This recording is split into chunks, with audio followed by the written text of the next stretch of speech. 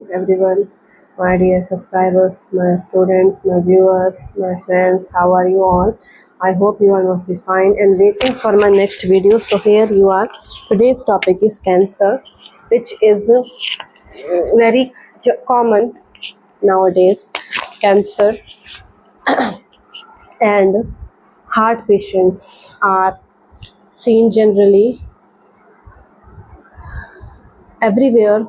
Even small children also suffering from these types of diseases, very um, common. So let's start today's topic, cancer.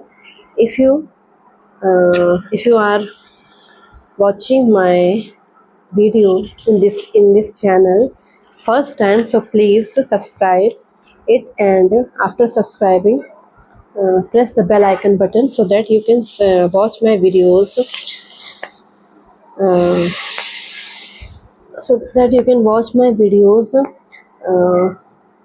uh, first.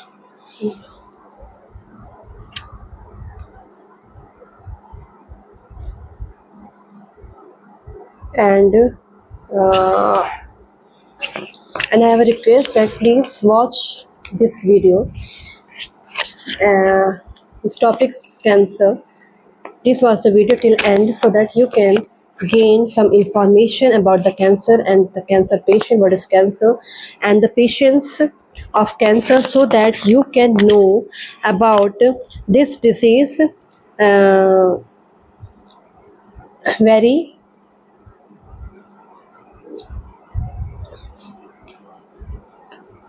very nicely. Okay. If you know about this type of this disease of cancer, if you can know what is cancer and what are the symptoms, what are the types, so uh, you can recognize if anyone near your home, near in your neighborhood, if anyone has this type of problems, these symptoms of cancer, you can help them. So watch till end, and after watching, if you like my video, please like, comment and share.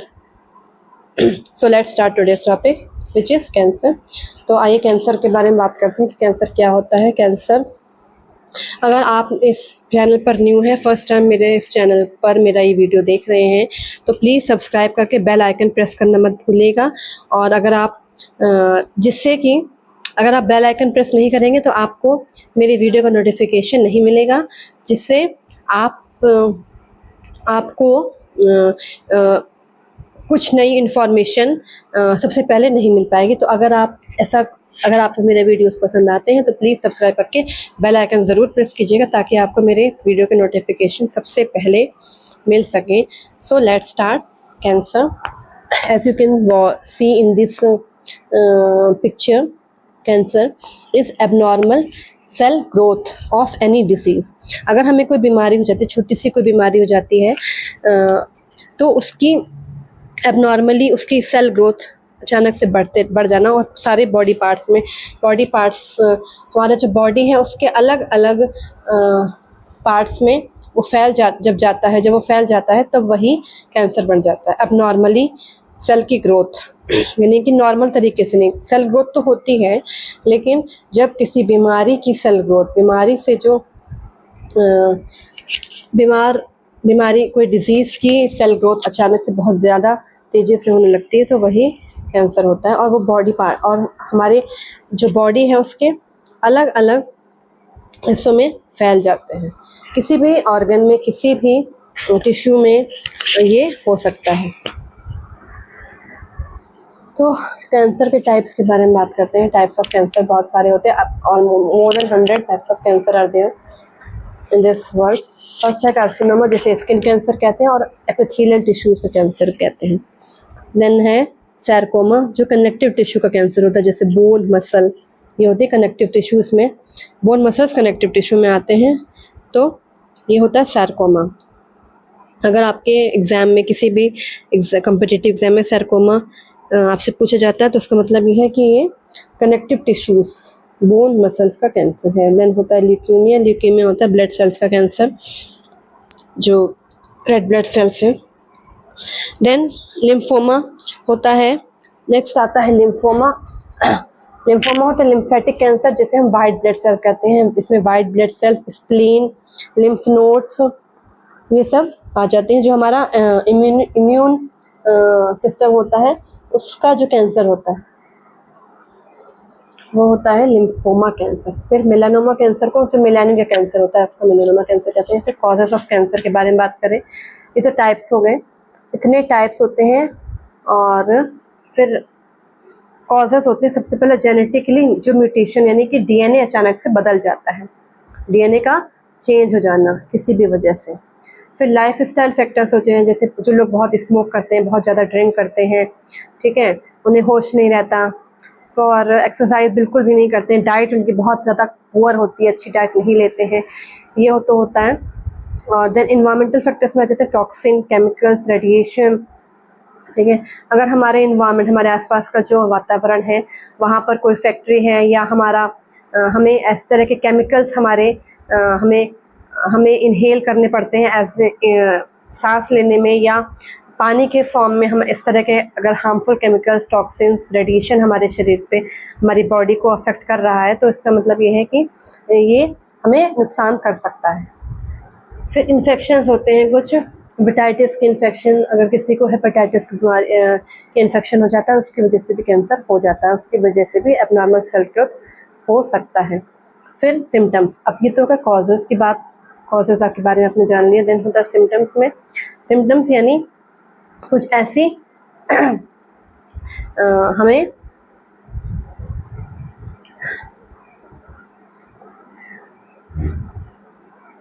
कुछ ऐसा जो व्यक्ति बीमार होता है या होने वाला होता है, तो उसको उसके शरीर में कुछ चेंजेस, कुछ बदलाव आते हैं, उसे कहते हैं सिम्टम्स, ठीक है, जो हमें साफ साफ दिखाई देते हैं कि हाँ इसके शरीर में ये बदलाव आ रहे हैं, तो ये हो सकता है कि इसको कैंसर हो, ठीक है। जैसे फॉर एग्जांपल के लिए, अगर किसी को गले का कैंसर है तो उसको सॉलोइंग में डिफ़िकल्टी हो सकती है, किसी को ब्रेस्ट कैंसर है तो उसको पेन होता है, ठीक है। और हर तरह के कैंसर के अलग अलग सिम्टम्स होते हैं, तो लेकिन ये मेन जनरल सिम्टम्स है जो किसी भी तरीके के कैंसर में देखे जा सकते हैं, जैसे वेट लॉस, अचानक से वेट लॉस हो जाना, थकान रहना, ठीक है, और डिफ़िकल्ट सॉलोइंग में डिफ़िकल्टी होना, और कफ हो जाना, ठीक है, कफ रहना, और आवाज़ एकदम से बदल जाना, ठीक है, होर्सनेस यानी कि आवाज़ में एकदम भारीपन आ जाना, ठीक, और हमेशा दर्द रहना पूरे बॉडी में, ठीक है, और जो हमारी ब्लैडर या बॉल की हैबिट्स हैं उनमें बदलाव आ जाना, ठीक है, एकदम से हमारे शरीर का कुछ जैसे गांठ पड़ जाना, ठीक है, ये बहुत नॉर्मल सिम्टम होता है कि अगर हमारे शरीर में कहीं भी गांठ पड़ गई है, गांठ दिखाई दे रही है, तो ये एक सिम्टम होता है, एक हम कह सकते हैं कि ये एक कैंसर अपने आप को बताता है कि हाँ ये जो गांठ पड़ती है उसकी वजह, वो कैंसर की वजह से ही होती है। तो अगर गांठ पड़ रही है तो मतलब है कि उस व्यक्ति को कैंसर हो सकता है। ज़रूरी नहीं है, 1% चांस नहीं भी होते हैं कि ऐसा ना हो, लेकिन 99% ऐसा देखा गया है कि अगर लंप यानी कोई गांठ पड़ जाती है तो उसका मतलब है कि वो व्यक्ति कैंसर का शिकार होने वाला है या हो चुका है, ठीक है। देन डाइटरी मैनेजमेंट अब कैसे करें, बहुत सारे ट्रीटमेंट्स होते हैं, बहुत हार्ड ट्रीटमेंट होता है इसका, लेकिन डाइट का भी बहुत ज़्यादा असर पड़ता है। तो डाइट का मैनेजमेंट हम कैंसर पेशेंट्स को किस तरह से करना चाहिए, तो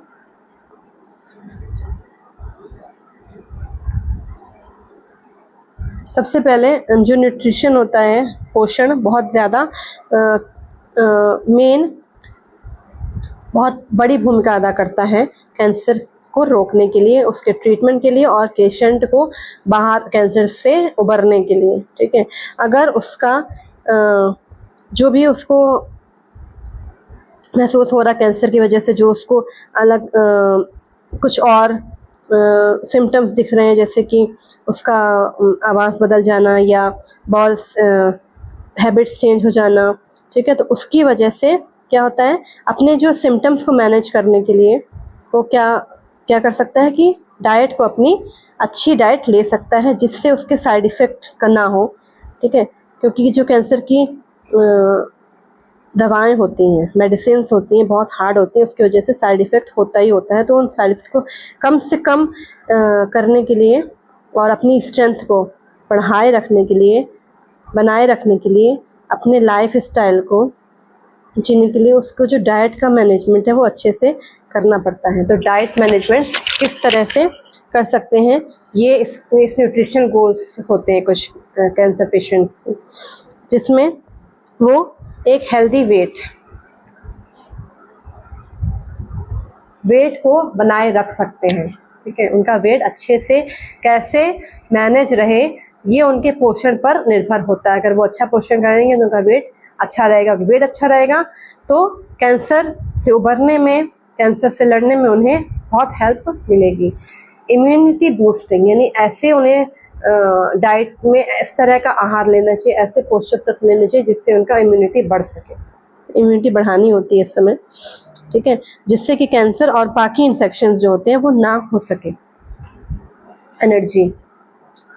एनर्जी को बनाए रखना होता है, उसको इंक्रीज़ करना होता है, ठीक है। अगर शक्ति, एनर्जी, ऊर्जा नहीं होगी तो व्यक्ति कोई भी काम नहीं कर पाएगा, खुद खड़ा भी नहीं हो पाएगा, ठीक है। और एनर्जी तभी मिलेगी उसको जब वो डाइट अच्छी करेगा, कार्बोहाइड्रेट्स, अच्छे कार्बोहाइड्रेट्स लेगा, ठीक है, फैट लेगा जो गुड फैट होता है।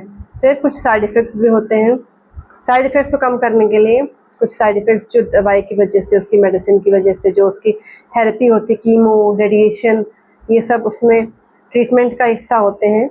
तो इसके साइड इफ़ेक्ट्स को कम करने के लिए, इसको मैनेज करने के लिए और अपनी जो हीलिंग है, ठीक है, यानी उनको ठीक अच्छे से, बहुत जल्दी ठीक होने के लिए उनको न्यूट्रिशन अच्छे से लेना पड़ता है। फिर कुछ ऐसी डाइट्स होती हैं जो कैंसर पेशेंट को इस बीमारी से उबरने में हेल्प करती हैं, ठीक है। तो सबसे पहले देखते हैं प्रोटीन्स की बात करें। ये कैंसर फाइटिंग डाइट, अगर कैंसर फाइटिंग डाइट क्यों है, क्योंकि इसमें जो cell growth, abnormal cell growth होती है, उसको रिमूव किया जाता है, उसके सारे सेल्स हटा दिए जाते हैं। जिस भी बॉडी पार्ट में वो cell growth, abnormal cell growth हो रही होती है डिजीज़ की, तो उसको उस बॉडी पार्ट को ही रिमूव कर दिया जाता है। उसकी वजह से क्या होता है, सेल ग्रोथ रुक जाती है और दूसरे नए सेल्स को बढ़ने के लिए, उसकी ग्रोथ होने के लिए क्या हमें चाहिए होता है, प्रोटीन। क्योंकि प्रोटीन क्या करता है, ग्रोथ करता है सेल्स की, ठीक है। तो हेल्दी प्रोटीन चाहिए होता है, जिसमें और ये टिश्यू रिपेयर करता है, ठीक है, इम्यूनिटी बढ़ाता है और जो घाव को भरता है, जो घाव हो चुका होता है कीमो की वजह से, रेडिएशन की वजह से, उसको भरता है। अगर ऑपरेट कराया तो उसके घाव को भी भरता है, ऑपरेशन भी होता है इसमें, ठीक है।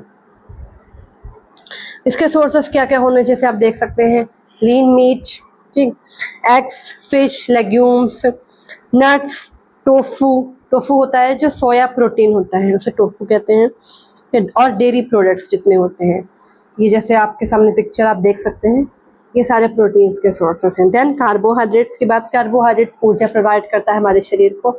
उसमें क्या क्या होना चाहिए, जो ऐसे कार्बोहाइड्रेट्स हमें लेने चाहिए जो हमारे कैंसर की बीमारी से लड़ने में हमें हेल्प करें। तो क्या क्या होते हैं, होल ग्रेन्स, जैसे आप देख सकते हैं इसमें होल ग्रेन्स हैं, और ब्राउन राइस, ओट्स,